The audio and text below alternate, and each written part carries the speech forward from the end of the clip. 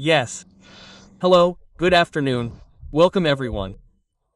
First of all, I would like to thank the colleagues of Francisco Molina, better known as Paco Molina, for being here. As you well know, Paco Molina, who continues at this pace, has been retired for 2 years and has already written 2 books. This same Paco. We are also joined by Milagros Salvatierra, the director of the Guadalmisi Theater Group, who will be the one to give a little bit of information about the composition of the book and the author more than the book. Well, we at the Department of Culture are very pleased that there are people, especially people from the town, who increasingly want to present their books here in Tarifa.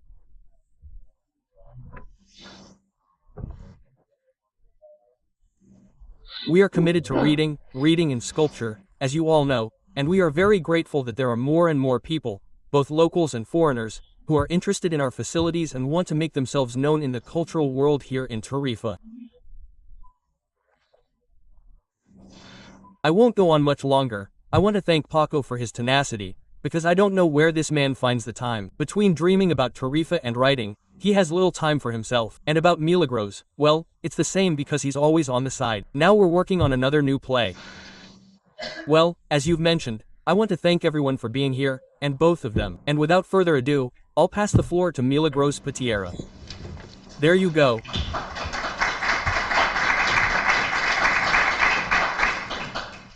Well, good afternoon. Well, for me, first of all, please forgive me because my voice is like pollen. Horrible. What kind of pollen?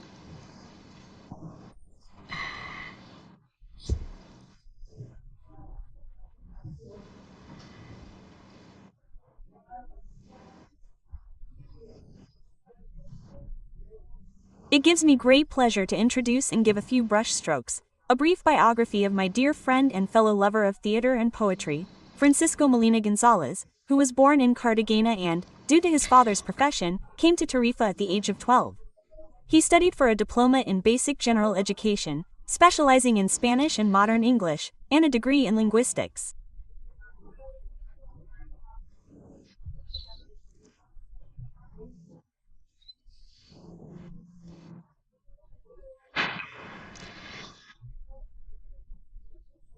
He worked as a teacher from 1984 until 2023, the year he retired.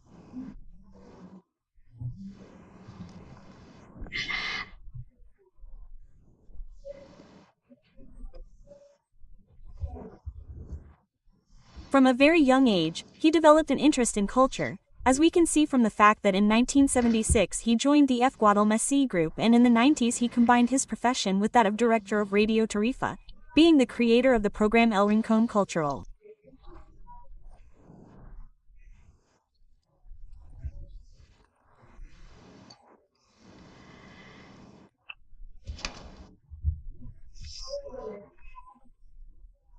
During that decade, he was a founding member of the Guadalmisi Cultural Group, which created the prolific literary magazine Andadura and later the theater group of the same name, fortunately still in force today.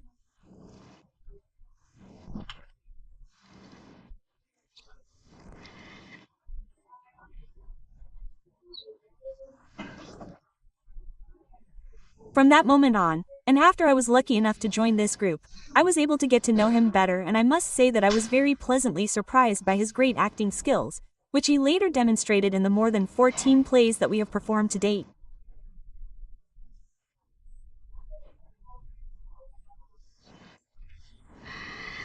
And what can you say about his literary side? In 2004, he won first prize in the poetry competition Luz, created by the Cultural Department of the excellent Tarifa City Council. In 2008, he was part of the group of teaching authors from the province of Cadiz on the generation of 27.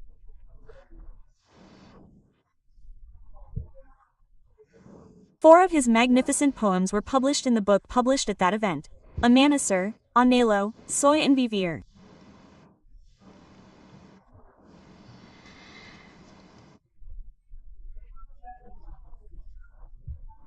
As a restless person and lover of the culture of our town, as I said before, he actively works to instill in the new generations of our town a love for the art of Talia in the children's and youth theater workshop Sueña Tarifa.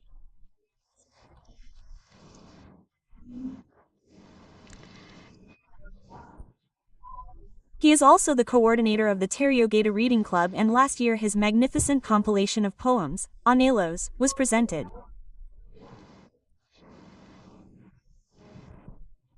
Today we are here to present and learn about his first novel, El Mensajero de las Estrellas.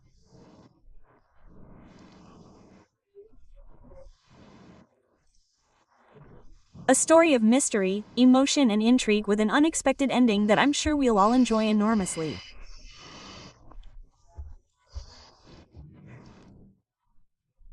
So without further ado, I'll give the floor to the author so he can tell us about his work. Thank you very much.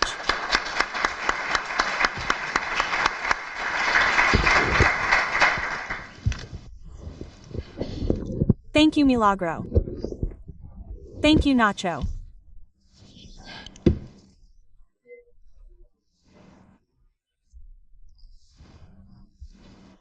I would like to thank the Counselor for Culture, in addition to being my colleague in the Guadalmesi Theater Group, for giving me the facilities so I could present the book, and for the great collaboration he has shown me for the different events that I am going to have.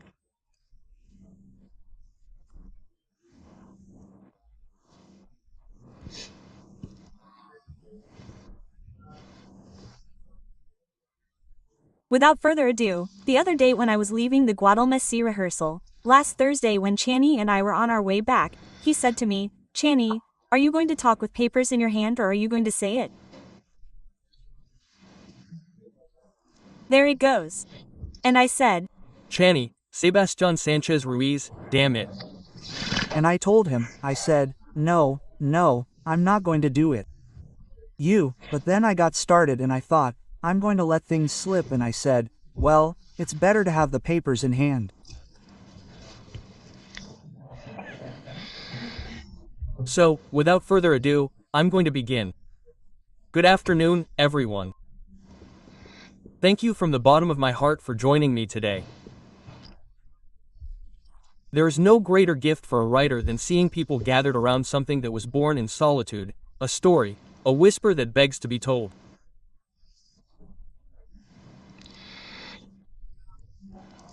This novel, all of its layout and editing was done by the Diversidad Literaria publishing house in Madrid. After sending the project to several publishers, they were the first to respond and show interest, and I decided to do it with them.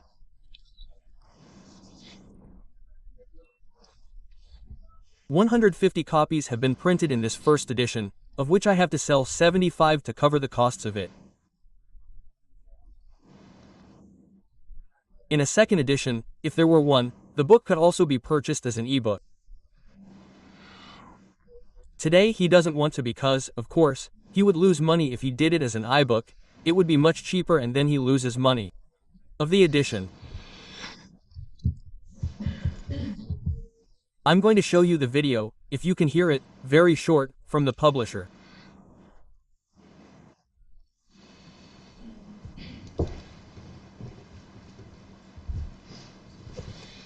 If you want to go, sure.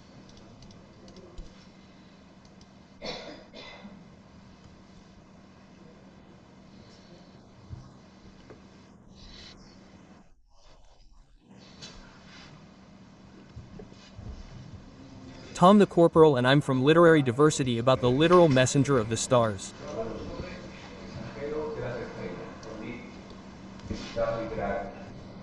Let's see if... Hello, my name is Mario and I'm from the Literary University. I want to talk to you about The Messenger of the Stars, the book by Francisco Molina.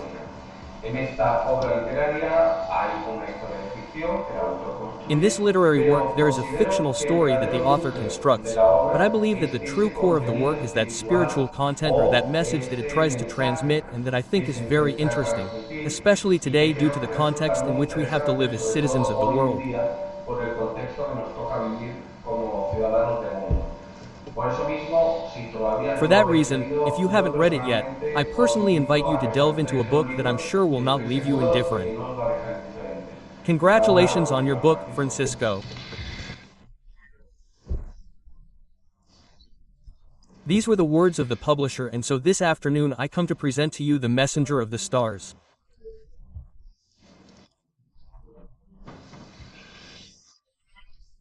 It is a novel that I not only wrote, but that was also written to me. It all began a long time ago. 45 years have passed since I was a teacher. In 1980, I was studying to be a teacher and I taught English to kids at the Naval Club of Las Casas de Marina, where I lived.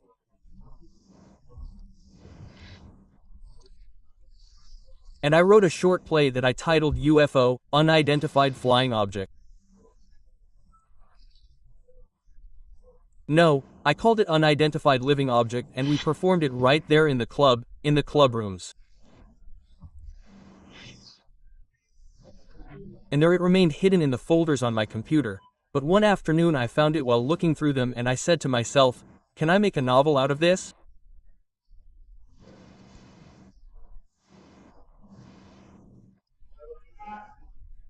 So said and done, this novel is not just a hobby, it is above all a search for meaning in the midst of chaos, for light in dark times, for answers that may never come, but whose waiting already transforms us.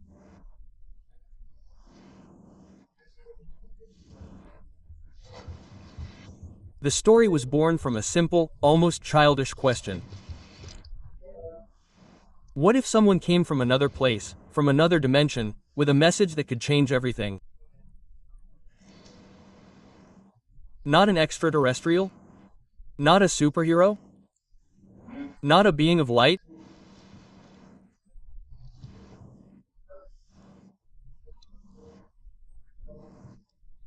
A messenger, someone to remind us who we were before fear, before resentment and before haste. Through 25 chapters you will meet men and women who, like us, feel that something is missing, that something has been lost.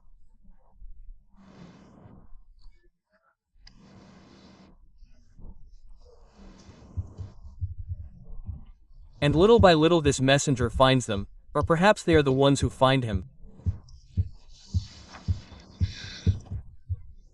The novel intertwines mystery, emotion, humanity, and faith.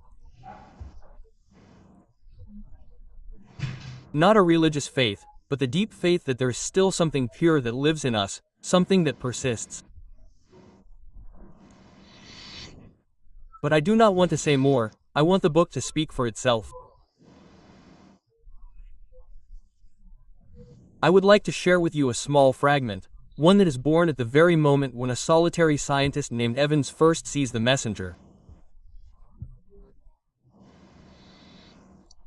It goes like this, and then he saw him. He couldn't tell if he was a man, a star, or a memory that had taken shape. His figure was luminous, but not blinding. On the contrary, his light was caressing. He had the eyes of someone who has seen 1,000 wars and still believes in peace. Dr. Evans stood up without understanding why. He had spent years alone in his laboratory, without words, without hugs. However, before this being, he felt that all his silence made sense. Quote, "Who are you?" he asked, trembling. "I am what you have forgotten," the messenger replied, "and I have come to remind you." At that moment Evans did not cry because he understood that it was unnecessary. Tears were already part of the air, and the air, for the first time in many years, smelled of hope. In closing, I would like to say that The Starry Messenger is an inner journey wrapped in a story that seeks to excite above all else.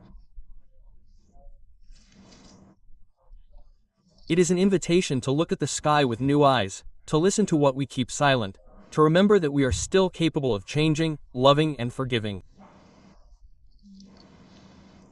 Thank you for being here. Thank you for reading, for feeling, for joining me on this adventure. I hope that when you close the last page, you will feel that something has ignited inside your hearts.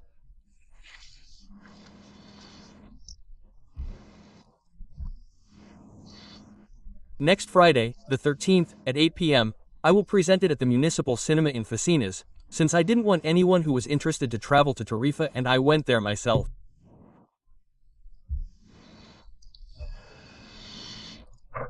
And I wouldn't want to finish without chatting a bit in case you have any questions. After all, stories don't end when they are written, they begin when they are shared. Thank you very much.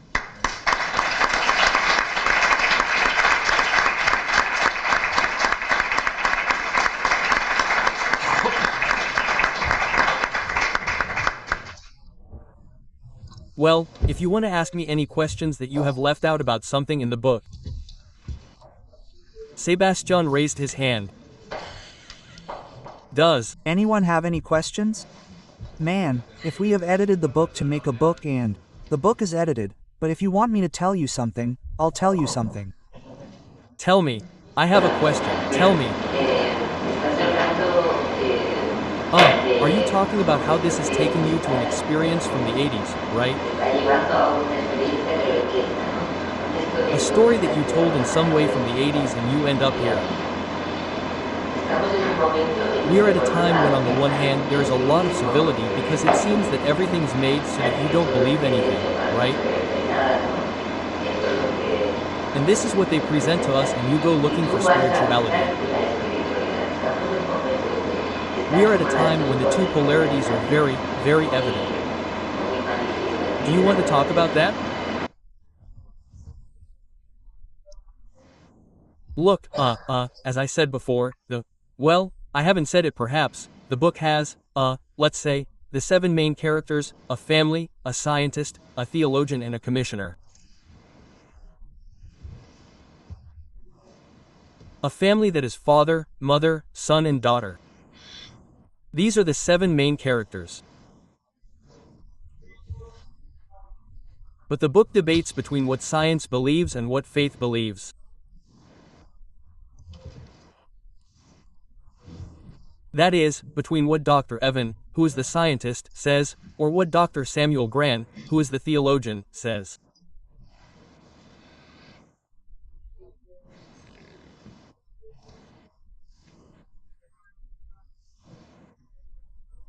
So I think that not everything can be said about science or everything about theology, but rather that science and a faith, even if it is not religious, must be completely united, something that can be believed in that can change the world we live in.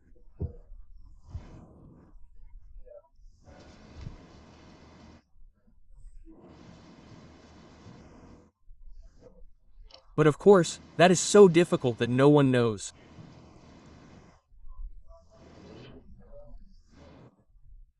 In my book, I am not going to tell you what the ending is. In my book that story is debated between the two, but of course, it will change or it will not.